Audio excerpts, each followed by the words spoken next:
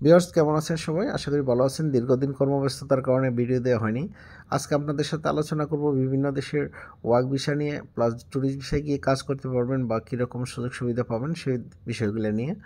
বর্তমানে বাংলাদেশের যে অবস্থা, সে অবস্থায় আপনার ওয়ার্ক পারমিট ভিসা অনেক দেশে হয় না, কতিপয় কয়েকটা দেশ ছাড়া। আর আপনার ট্যুরিস্ট ভিসায় গিয়ে বিভিন্ন দেশে কাজ করা যেত, সেগুলো এখন অনেকটাই কঠিন হয়ে গেছে। বাংলাদেশিদের জন্য ট্যুরিস্ট ভিসায় এন্ট্রি হওয়াটাও অনেক কঠিন। আর তারপরেও কিছু দেশ আছে যেগুলো হয়তো আপনার আইডিয়া নেই, সেই দেশগুলো সম্পর্কে আপনাদেরকে জানাবো আজকে। তার আগে একটা আলোচনা করে নিই, সেটা হচ্ছে আপনার বর্তমানে অনেকে দেখি কম্বোডিয়া যায়। বিভিন্ন দেশে আসলে নিষিদ্ধ থাকার কারণে বা ওয়ার্ক পারমিট ভিসা বন্ধ থাকার কারণে তো অনেকে কম্বোডিয়ার দিকে ঝুঁকতেছে। আসলে এটা কিন্তু সবাই ভুল করতেছে, কারণ কম্বোডিয়ার যে অবস্থা আমি নিজে গিয়ে দেখে এসেছি। আমার চ্যানেলে অনেক ভিডিও আছে, আপনারা দেখতে পারেন। সেখানে ট্যুরিস্ট ভিসায় আপনি যাবেন, এন্ট্রি নিতে গিয়ে সেখানে দেখা যায় আপনার টাকা ছাড়া এন্ট্রি করা যায় না। আপনার 2.5 লাখ টাকার মতো আপনার শুধু কম্বোডিয়া এয়ারপোর্টই দেওয়া লাগে এই বিষয় নিয়ে গিয়ে। তো সেখানে স্কাম ছাড়া আর কোনো অর্থ উপার্জনের কোনো রাস্তাই নেই। যে রাস্তাগুলো আছে সেখানে আপনার কনস্ট্রাকশন বা বিভিন্ন রেস্টুরেন্টে মানে হালকা কিছু কাজ আছে, যে কাজগুলো আপনার স্যালারি আপনার থেকে খেয়ে সব কিছু কমপ্লিট করার পরে আপনি বাংলাদেশে 25-30 হাজার টাকাও আপনি পাঠানো ডিফিকাল্ট। তো এত টাকা খরচ করে ওখানে যেতে কিন্তু 6 লাখ 7 লাখও দিচ্ছে অনেকে, 5 লাখের নিচে তো কথাই নেই। তো এত টাকা খরচ করে ওখানে গিয়ে ফাঁদে পড়েন না। ওখানে সবাই মানে ওই জগৎটাই ওখানে ভিন্ন। ওখানে প্রতারণা ছাড়া আর কোনো নেই। ওইখানে গিয়ে আসলে প্রতারণার শিকার হওয়ার সম্ভাবনা 80%। তো এখানে না যাওয়া ভালো, ওইটা অ্যাভয়েড করবেন।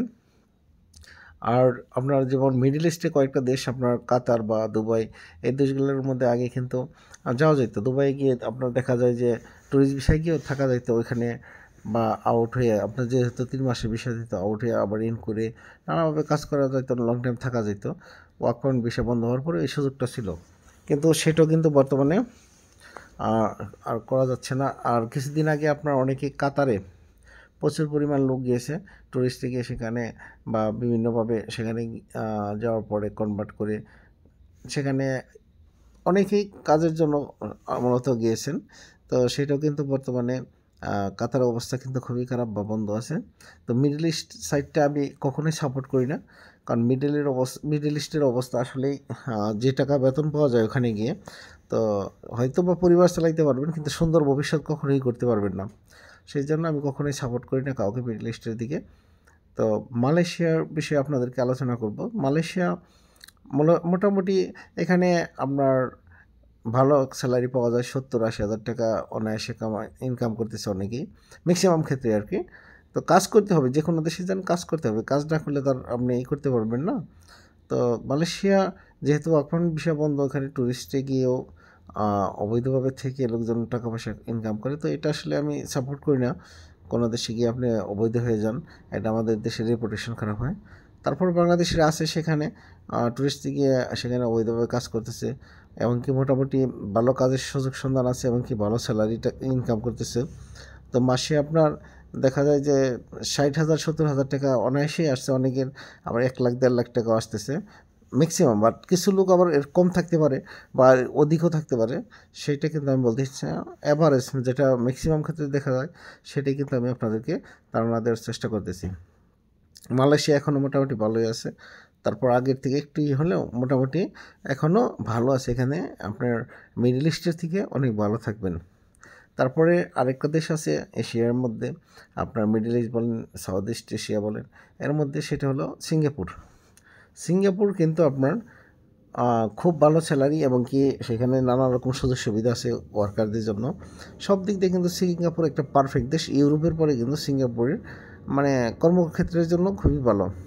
তো সিঙ্গাপুরে যাইতে যে টাকাটা লাগে, এত টাকা দিয়ে আসলে ওখানে যাওয়াটা ডিফিকাল্ট। এত টাকা আসলে লাগে না, বাংলাদেশি দালালদের কারণে লাগে। একটা ইন্ডিয়ান ওখানে গেলে আপনার একদম কম মূল্যে যেতে পারে, কিন্তু একটা বাংলাদেশি যাইতে গেলে 13-14 লাখ টাকা নিচ্ছে।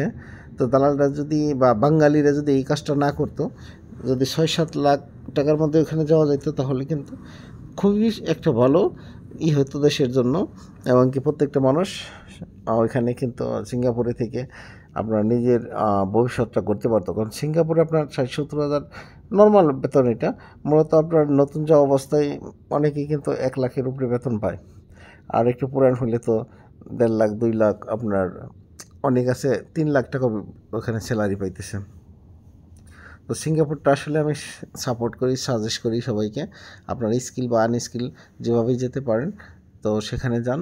যাওয়ার পরে সেখানে স্কিল করা যায়, কিন্তু আনস্কিলে যাওয়ার পরে কিছু কোম্পানি দেখবেন যে কোম্পানিগুলো স্কিল করতে দিবে বা পারমিশন দিবে, বা নিজের আত্মীয় স্বজনের মাধ্যমে যাবেন, তো সেই কোম্পানিগুলোর মধ্যে যায়েন যে এখানে স্কিল করা যাবে, তাহলে আপনার সুন্দর একটা ভবিষ্যৎ করতে পারবেন। আর তারপরে আরেকটা দেশ আপনাকে বলি, সেটা হলো ইউরোপের একটা দেশ আছে। আপনার যদিও ইউরোপের সেনজেনভুক্ত না বা ইউরোপিয়ান ইউনিয়নভুক্ত না, বাট ইউরোপের ভূখণ্ডে, সেটা হলো মালদোভা। আমার চ্যানেলে অনেক ভিডিও দিয়ে আছে সেই মালদোভা নিয়ে। সেখানে কিন্তু এখনও এই ভিসা চালু আছে বাংলাদেশিদের জন্য, ট্যুরিস্ট ভিসায় সেখানে যাওয়া যায়। তো সেক্ষেত্রে আপনাকে সঠিক জায়গা থেকে ইনভাইটেশন নিতে হবে। ইনভাইটেশনে হয়তো $800 বা $1000 আপনার খরচ হবে। তারপরে আপনার আনুষঙ্গিক সব কিছু মিলে হয়তো ধরেন আপনার 2 লাখ টাকার মতো খরচ হবে। তারপরে এয়ার টিকিট নেবেন। সব কিছু মিলে ধরেন আপনার 5 লাখ, 5.5 লাখের মধ্যে আপনি সেখানে আপনার ট্যুরিস্ট ভিসায় রিটার্ন টিকিট সহ সেখানে আপনি করতে পারবেন। তো সেখানে থেকে আসলে স্যালারি আহামরি কিছু না। ওইখানে যায় আসলে রোমানের সাথে একদম গা ঘেঁষা তো। তো ওইখান থেকে অনেকেই মানে ইউরোপের সেনজেনভুক্ত দেশগুলোর মধ্যে ঢুকে যায়। সেই জন্য যায়, বা ওখানে কাজ করলেও আপনার আহামরি বেতন না। কিন্তু অনেকে যায় কাজ করে, আবার অনেকে ম্যাক্সিমামই ওখানে যায় হলো পার হওয়ার জন্য। আগে যেমন রোমানিয়া গিয়ে ওখান থেকে পার হইতো, এখন তো রোমানিয়াও সেনজেন, তো একদম ঘা ঘেঁষা রোমানিয়ার। আর ইউরোপের বর্ডারগুলো তো আসলে অতটা কঠিন না, বা আর ওখান থেকে পার হওয়া যায় অনায়াসে। আপনার $4-5 হাজার লাগে। তো সেগুলো আমার ভিডিওতে দেওয়া আছে, দেখতে পারেন। তো তাহলে বুঝতে পারবেন আসলে কতটা মানে ওখানে যাওয়া আপনাদের উচিত কিনা। আমার চ্যানেলে ভিডিও আছে, সেটা দেখে নেন। আরেকটা দেশের সম্পর্কে আমার চ্যানেলে ভিডিও দেওয়া আছে, সেটা হলো তিমুর লেস্তে। তিমুর লেস্তে কিন্তু বাংলাদেশিদের জন্য কোনো ওয়ার্ক ভিসা ইস্যু করে না, বাট আপনি ট্যুরিস্ট ভিসায় যেতে পারেন অন অ্যারাইভেল। আপনার ভিসাও লাগবে না, ওখানে গিয়ে আপনি করতে পারবেন অন অ্যারাইভেলে। তো সেখানে কিন্তু আপনার থাকা যায় বা কনভার্ট করা যায়। তো মিডল ইস্টের থেকে ভালো সেখানে স্যালারি, আপনার কারেন্সি হচ্ছে US ডলার। সেখানে কিন্তু মোটামুটি মানে সারভাইভ করতে পারবেন মিডল ইস্টের থেকে কিছুটা হলেও ভালো। তো আপনারা সেখানে যেতে পারেন, ট্রাই করতে পারেন। তো যদি ভিডিওটি ভালো লাগে লাইক করবেন। পরবর্তীতে আরও নতুন তথ্যবহুল ভিডিও নিয়ে আসবো আপনাদের মাঝে। আশা করি আমার সাথেই থাকবেন। আর আপনাদের কোনো কোশ্চেন থাকলে আমাকে কমেন্ট করতে পারেন, অবশ্যই আপনাদের উত্তর দেওয়ার চেষ্টা করব।